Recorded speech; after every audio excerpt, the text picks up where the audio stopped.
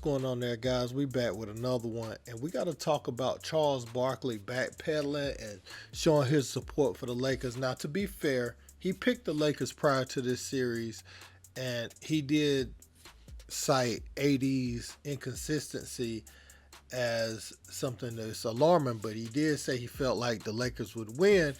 But I'm seeing people online saying it feels like he's trying to get out in front of some of the statements he's made. And the Lakers stink. You know, that's been his thing. So we're going to go through all the times he's been slandering the Lakers and then what he said last night. Because just 4 months ago, you wouldn't have heard Barkley talking about the Lakers in this way. Check it out. Brand new studio. Charles Barkley. Same crappy Lakers. This is the Lakers suck yesterday. They suck again today. The Lakers stink. Yeah, y'all forcing us to show them all the time like they're gonna be good. Y'all is it Ernie? The NBA. Oh, okay. It's a conspiracy. And then we got all these clowns on television have to talk about them every day. A conspiracy? It's a conspiracy. Because I don't care who wins. I mean, I just want the season to be over so we can go play golf and fish. All right, let's. But the Lakers are such wussies. And I only say wussies because I can't say the word I want to say. I know. The way they have trying to throw Russell Westbrook and Frank Vogel under the bus is just really pissing me off. One, they can't play hard. As a guy who was a great player, when I got old, it sucked. So they got all them old guys. Think about this. When all those old guys, they're cooked. Y'all know I think that most reporters are cowards. They want to be friends with these players. And y'all just proved my point again. For the first month of the season, y'all blame everything on Russell Westbrook for the Lakers putting all them old ass geezers together. And y'all blame Westbrook. Now I'm going to say their name. If they win a playoff game. So you're not going to say the word Lakers for the rest of the rest of the season. I'm not talking about these damn losers. Between us, between the nitwits of TNT and the nitwits with ESPN, we talk about these losers more than any people in the world. They can't win this series without street clothes. I'm not even. You want to explain that? I call him Anthony Street Clothes Davis because he's always in street clothes. His best ones. Well, they're cooked. Cooked as in. Yeah, this series is over. Whether in 5 or 6, 5 or 6, it's over. I think the Lakers did a fabulous job of making Klay and Steph work. They're attacking them because they know that's the two guys they got to worry about. They attack them every single time in the half court. Because the Warriors are switching everything. I personally thought Klay and Steph got tired in the game because I love the way the Lakers is like, we're not let those guys go run up and down the court and just shoot. They run a pick and roll every time, and they're trying to guard LeBron, and he's going at Klay, he's going at Steph. And I think when the game was on the line, a guy named Lonnie Walker had his way. Reeves. Yep. So they're doing a fabulous job of attacking Klay and Steph, and their shooting percentages show that. So we've all had bad takes at different times. You know, I'm not knocking Charles Barkley for that, but the way he's leaned in on the Lakers over the last couple of years is worth mentioning. You know, that he seems to be jumping around with his take, and he tried to get out in front of this because you could see it coming towards the end of the year. When you saw the way they steamrolled Memphis, it was like, you know, they've retooled this roster and these guys are ready to compete for something. Because you look at what's in their way. You have a Phoenix Suns team that just really tries to beat you with two guys, Booker and KD. Do you feel like they could win that series?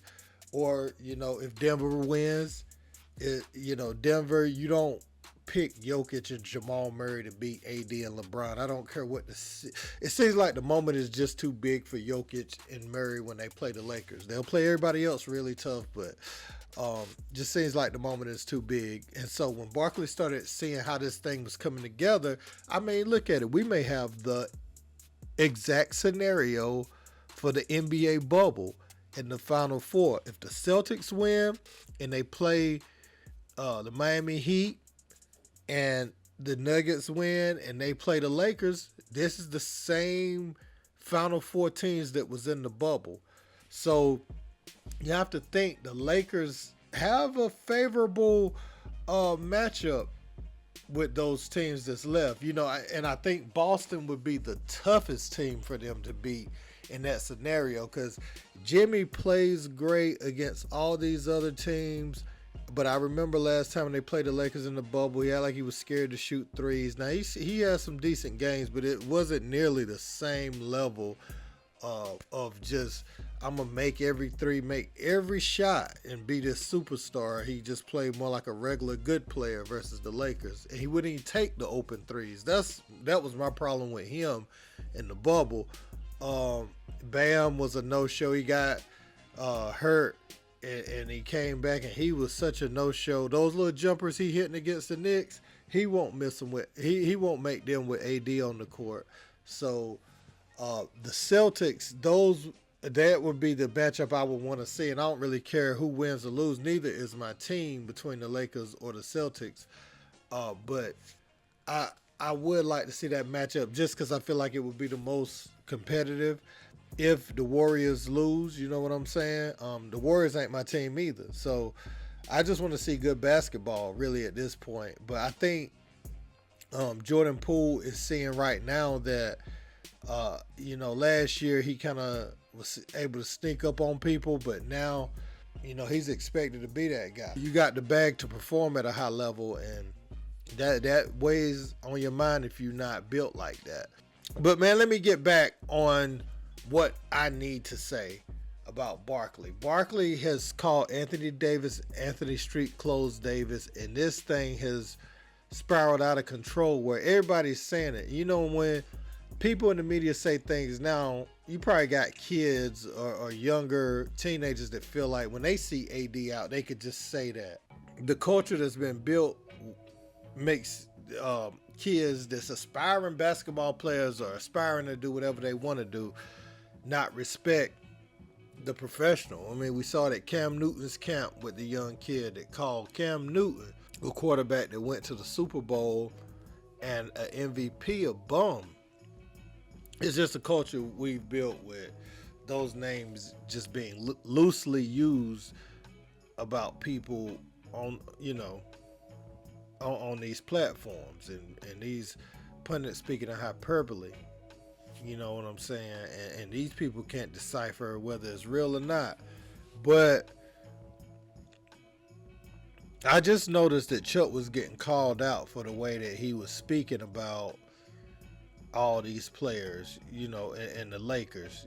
He was calling them old geezers. He said LeBron's old, this, that, and the third. And what I will give him is, in some of these clips, as currently constructed at the time of some of these clips, not all, because some of that was this year, but as currently constructed, back when they still had Russ and all that, and Frank Vogel, they weren't going anywhere during that time, So some of that was Chuck saying that, but to say that LeBron and AD can't be the guys on the championship team is something wild. You remember people were saying that they should trade LeBron James a few years ago.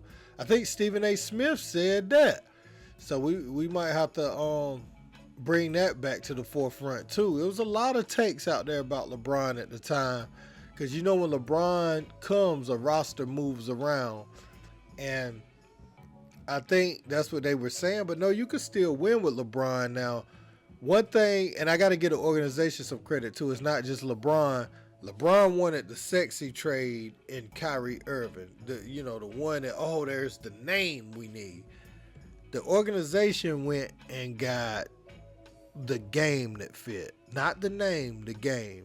And Vanderbilt, Reeves, which Reeves was, brought in through undrafted free agency, but D'Angelo Russell, having those guys and some of that, Lonnie Walker, who they brought in the offseason, having all these guys over there on the bench ready to contribute, Kyrie just is not that for you. I wouldn't even want to bring him in at this point, especially with the way they're playing, because this roster is built out to sustain LeBron and AD's age. So you could you could let D'Lo go out there, Vanderbilt, those guys. You can win certain home games during the season where you ain't got to worry about your standing, or at least compete in them, and continue to build out the roster. I always felt like, LeBron is a franchise player. It's a couple of more steps. It's a couple more guys